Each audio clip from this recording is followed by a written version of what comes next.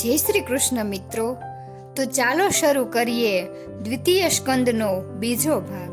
અંગો સહિત શ્રવણનું નિરૂપણ કરનારા આ દ્વિતીય સ્કંદના 3 પ્રકરણોનો સાર અહીં જોયો. શ્રવણના 3 અંગો શુકદેવજીએ દર્શાવ્યા. પેલું છે ભગવાનના સ્વરૂપોનું તત્વો સહિત ચિંતન કરવું. બીજું છે શ્રવણ કરનાર અને કરાવનાર બંનેને હૃદયમાં ઉલ્લાસ યા શ્રદ્ધા હોવી જોઈએ. અને ત્રીજું છે વિમર્શ એટલે કે વિચાર અથવા મનન કરવું જોઈએ. ઉત્પત્તિથી વિમર્શ અને ઉપપત્તિથી વિમર્શ એમ એના 2 વિભાગનું વર્ણન ત્રીજા પ્રકરણમાં થયું. એમાં દર્શાવ્યા પ્રમાણે સર્વના આત્મા ભગવાન હરિ યા ઈશ્વરનું પ્રમાણ અને પ્રમેયથી તેમ સાધન અને ફલથી શ્રવણ કીર્તન અને સ્મરણ કરવાનું, અને તે પણ આજીવન દેહ પડે ત્યાં સુધી.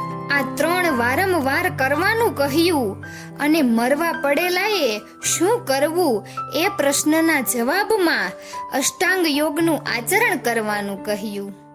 પહેલા અધ્યાયમાં વિરાટ સ્વરૂપનું ધ્યાન ધરવાનું કહ્યું, પણ એમાંય ભક્તિ પ્રાપ્ત કરાવનાર ભગવાનનું જ ભક્તિ યોગથી ધ્યાન ધરવાનું છે. શ્રવણાદિની મહત્તા વધુ છે. શ્રવણથી તો પ્રસન્ન થયેલા પ્રભુ પોતે જ ફળ પ્રદાન કરે છે. એ પછી જેણે પોતાની નિર્મળ બુદ્ધિ ભગવાન શ્રી કૃષ્ણમાં જ સમર્પિત કરી છે, મમતા માત્રનો ત્યાગ કર્યો છે, એવા પરીક્ષિતે પછી શુકદેવજીને જણાવ્યું કે ભગવાન પોતાની માયા શક્તિ વડે દેવો પણ જાણી શકતા નથી એ રીતે આ જગત સર્જે છે.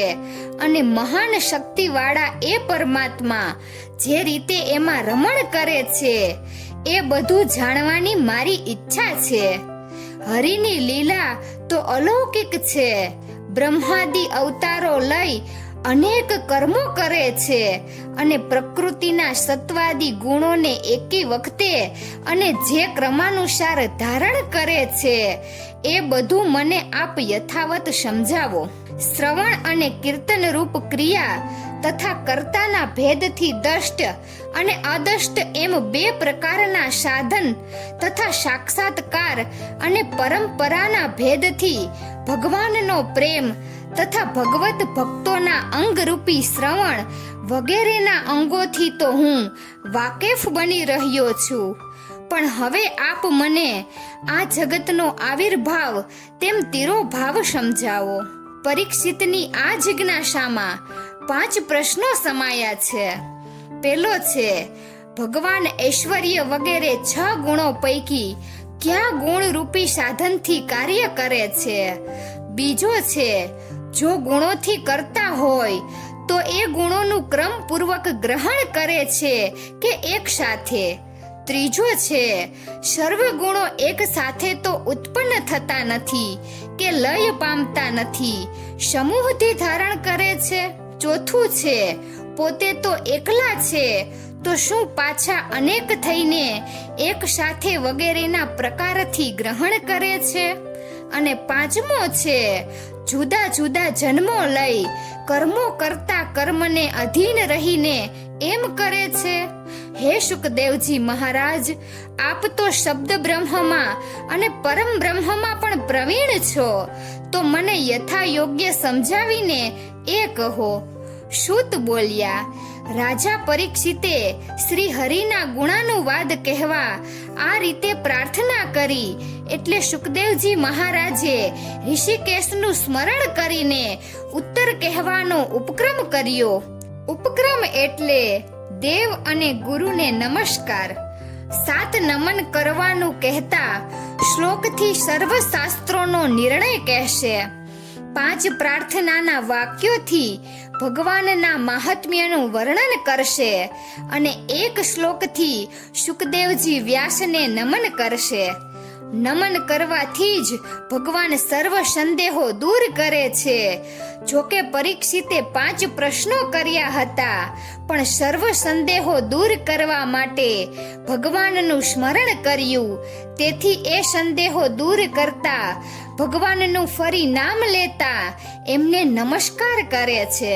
એ વિષયમાં પ્રથમ સૃષ્ટિના પ્રકારમાં સંદેહ કરનાર રાજાને સૃષ્ટિનો પ્રકાર ચોથા અધ્યાયમાં પહેલા 12મા શ્લોકથી કહેતા નમન કરે છે. શ્રી શુકજી કહે છે, પ્રથમ જે એકલા જ હતા, ત્યાર પછી એ જ પુરુષ થયા. પછી હું બહુ થાવ એવી ઈચ્છાથી ઘણા થયા. પછી જગતના ઉત્પત્તિ, સ્થિતિ અને લયની ક્રીડા કરવા પોતાની માયાના ગુણરૂપ 3 શક્તિઓનો સ્વીકાર કર્યો. પછી અંદર જ અંતર્યામી સ્વરૂપે પ્રવેશ કર્યો અને સર્વથી કે કોઈથી પણ જેમનો માર્ગ જાણી શકાતો નથી તેવા પરમ પુરુષને નમસ્કાર. આ શ્લોકમાં સૃષ્ટિ, સ્થિતિ, લય, ભોગ અને મોક્ષ થાય એ માટે ભગવાનના મૂળ રૂપ, સમષ્ટિ રૂપ, વ્યષ્ટિ રૂપ, અંતર્યામી રૂપ અને ફળ રૂપ એવા 5 રૂપો કહ્યા. સત્પુરુષોના પાપનો નાશ કરનારા સંતનો ફરી જન્મ ન થાય એ માટે સર્વ સત્વવાળા દેહ ધારણ કરનારા પરમહંસના આશ્રમમાં રહેનારા યોગીઓને પણ વારંવાર શોધવા યોગ્ય આત્માનો સાક્ષાત્કાર કરાવનારા ભગવાનને હું નમસ્કાર કરું છું. આ શ્લોકમાં અવતાર લેવાના પ્રયોજન સંબંધી સંદેહ દૂર કર્યો. સાત્વતોના પતિ અને ભક્તિથી જુદા ભક્તિહીન એવા કુયોગીઓને જેમની દિશા પણ દૂર છે એવા પ્રભુને હું વારંવાર નમસ્કાર કરું છું. જે ભગવાન અસાધારણ, જેના સમાન અથવા અધિક કોઈ ના હોય તેવા સર્વોત્કૃષ્ટ ઐશ્વર્યથી સ્વસ્વરૂપમાં રમણ કરનાર છે, એમને હું નમસ્કાર કરું છું. આ શ્લોકથી પ્રયોજન સંબંધી સંદેહ દૂર કરી ભગવાન કેવળ ભક્તિથી જ પ્રાપ્ત થાય એવા છે એમ સિદ્ધ કર્યું. જેમના કીર્તન, સ્મરણ, દર્શન, વંદન, શ્રવણ અને પૂજન લોકના પાપનો તરત નાશ કરે છે તે ઘણી ઉત્તમ કીર્તિવાળા પ્રભુને વારંવાર નમસ્કાર હો. આ 6 પ્રકારની ભક્તિથી સંસારીઓના પાપનો તરત જ નાશ થાય છે. આ 6 પ્રકારની ભક્તિ આધિ ભૌતિક, આધ્યાત્મક, આધિ દૈવિક ભગવાનના અપરાધથી થયેલા ભગવાનના મહાત્મ્ય જ્ઞાનને અટકાવનારા અને માયા અને એના કાર્યોથી થયેલા એવા 6 પ્રકારના પાપોનો નાશ કરનારી હોવાનું કહીને કીર્તિ જો એટલેથી જ અટકતી હોય તો અંતે મોક્ષ કરાવનારી ન હોવાથી શાસ્ત્રનો વિરોધ થાય. તેથી એ અંતે મુક્તિ કરાવનારી હોવાનું જુદા પ્રકારથી પછીના શ્લોકમાં કહે છે. આ 6 પ્રકારની ભક્તિથી વિલક્ષણ વિવેકી બની રહીને ભક્તો જેમના ચરણાર વિંદમાં રહે છે અને આસક્તિ માત્રનો ત્યાગ કરી કલેશ રહિત બની રહીને બ્રહ્મની ગતિ પ્રાપ્ત કરી શકે છે એવા કલ્યાણ કીર્તિ પરમાત્માને મારા વારંવાર નમસ્કાર હો. આ રીતે જ્ઞાન માર્ગ અને ભક્તિ માર્ગ સિદ્ધ કરીને કર્મ માર્ગમાં પણ પ્રભુના સ્મરણ, કીર્તન આવશ્ય હોવાનું પછી કહે છે. તપસ્વીઓ, દાનમાં તત્પર રહેનારાઓ, યશસ્વીઓ, દ્રઢ મનવાળાઓ, મંત્રસિદ્ધો તથા સદાચારીઓ પણ કર્મોનું જેમને અર્પણ કર્યા વિના કલ્યાણ પ્રાપ્ત કરી શકતા નથી એવા ઉત્તમ કીર્તિવાળાને વારંવાર નમસ્કાર હો. કિરાતો, હુણો, આંધ્ર, પુલિંદ અને પુલકશો, આભીરો, કંક, યવન અને ખશ એવી પાપી જાતિઓ પણ જેમના ભક્તો વૈષ્ણવોના આશ્રયવાળા બની રહીને શુદ્ધ થઈ શકે છે, એવા ભક્ત દ્વારા પણ ભગવાનનું મહાત્મ્ય જણાતું હોવાથી પ્રભુ વિષ્ણુ અર્થાત ઉત્તમ સત્તા પ્રાપ્ત કરાવનાર એવા વિશ્વાધાર પતિને હું નમસ્કાર કરું છું. આ રીતે 12 થી 18 શ્લોકોમાં 7 મનન કરી સર્વ શાસ્ત્રોનો નિર્ણય કહ્યો, સ્વરૂપથી અને પ્રમાણથી સર્વ સંદેહો દૂર કર્યા અને હવે 19 થી 23 સુધીના 5 શ્લોકોમાં સુખદેવજી 5 પ્રાર્થનાના વાક્યોથી ભગવાનના મહાત્મ્યનું વર્ણન કરે છે.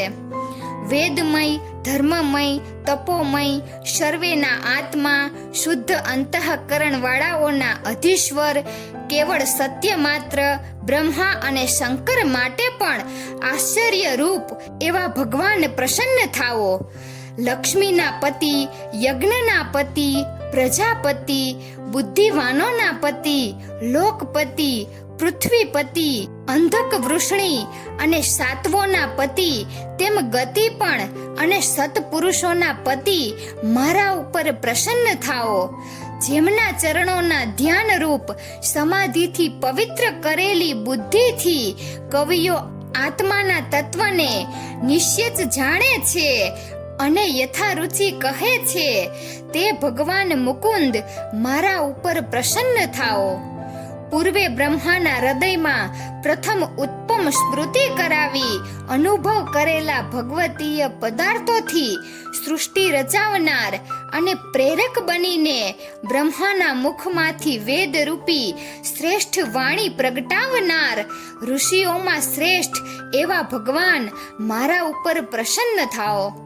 જે વ્યાપક પંચ મહાભૂતો વડે આ સર્વ દેહોનું નિર્માણ કરી તે દેહમાં પોતે અંતર્યામી સ્વરૂપે વસે છે અને પુરુષ કહેવાય છે, તથા 11 ઇન્દ્રિયો અને 5 મહાભૂતો એમ 16 પ્રકારના થઈ 16 કળાઓ અર્થાત ગુણોનો ભોગ કરે છે, તે ભગવાન મારા વચનોને ઉત્તમ શ્રોતાજનોને હર્ષ ઉપજાવે તેવા શૃંગાર, કરુણ વગેરે રસોથી શોભાયમાન કરો. આ પ્રમાણે પ્રાર્થના દ્વારા ભગવાનનું મહાત્મ્ય દર્શાવીને પછી સુખદેવજી પોતાના ગુરુ પિતા ભગવાન વ્યાસને એક શ્લોકથી નમસ્કાર કરે છે. સર્વને મોક્ષ આપવા માટે જ ભગવાન વ્યાસનો અવતાર થયો છે. તે સાક્ષાત વાસુદેવ રૂપ હોય, જ્ઞાનમય અર્થાત સર્વ વસ્તુઓનું જ્ઞાન કરાવનારી શબ્દ પ્રકારની સૃષ્ટિ જેમણે રચી છે એવા સર્વના ગુરુ વ્યાસજીને નમસ્કાર કરું છું. પછી કહ્યું કે હે રાજન, પૂર્વે આ જ પ્રશ્ન નારદે બ્રહ્માને કર્યો હતો. તે ઉપરથી બ્રહ્માએ પોતે સાક્ષાત શ્રી હરિ પાસેથી સાંભળેલી કથા સ્વયંભૂ એવા એ વેદગર્ભ નારદજીને કહી હતી. મિત્રો, તો અહીં દ્વિતીય સ્કંદનો ભાગ 2 પૂર્ણ થાય છે. તો આવા જ વિડીયો જોવા માટે વિડીયોને લાઈક અને શેર કરજો અને અમારી ચેનલને સબસ્ક્રાઇબ કરજો. વિડીયો અંત સુધી જોવા બદલ ખૂબ ખૂબ આભાર. જય શ્રી કૃષ્ણ, જય દ્વારકાધીશ.